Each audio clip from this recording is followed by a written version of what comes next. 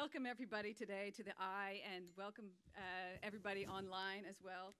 I'm going to tell you the three important things that you have to know to help you get through this afternoon. The first is, what is marine litter? The second is, what kind of problem are we dealing with here? And the third thing is how the CleanSea Project has been studying it. So, marine litter, it might be familiar to most of you here. It's human-created garbage. It's the bottles, nets, and printers that you can find on the seabed.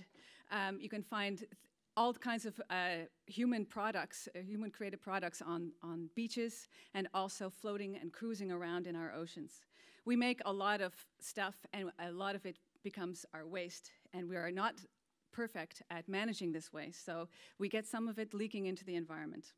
It's, of course, reflecting our products. So there are many materials in marine litter. But in this past century, plastics really have challenged the traditional materials, and they won. So much of our stuff is now plastic, and that's not surprising that much of our marine litter is now plastic. And what happens to that stuff? It doesn't stay in perfect form. It also can break down, especially something we've looked at a lot in the CleanSea Project is microplastics. And these are tiny fragments from bigger pieces. And there are also some pre-production pellets, so manufactured tiny pieces. And all of these can find their way into the marine environment. The second thing I wanted to tell you is what kind of problem this is. This is a wicked problem, something that we've been using since the 70s in science to describe typical problems of our globalized, interconnected world. They are unfortunately resistant to studying them and analysis, and also resistant to solutions. There's never one correct solution to a wicked problem. There are no correct answers, and there might be many different things you can try. Wicked problems are also a symptom of another problem, and I think that marine litter is a symptom of things like our linear economy, which is again a symptom of other problems. So you can see how complicated it's getting. I think that the problems of marine litter are also interconnected to other global problems, and I think also the solutions, so the people working in Paris today, are also helping us a little bit. So, the EU doesn't like the plastic soup or marine litter, and they decided, even though it's a wicked problem, they were going to try to ask some researchers to figure out this wicked problem. And these were our questions, our daunting questions.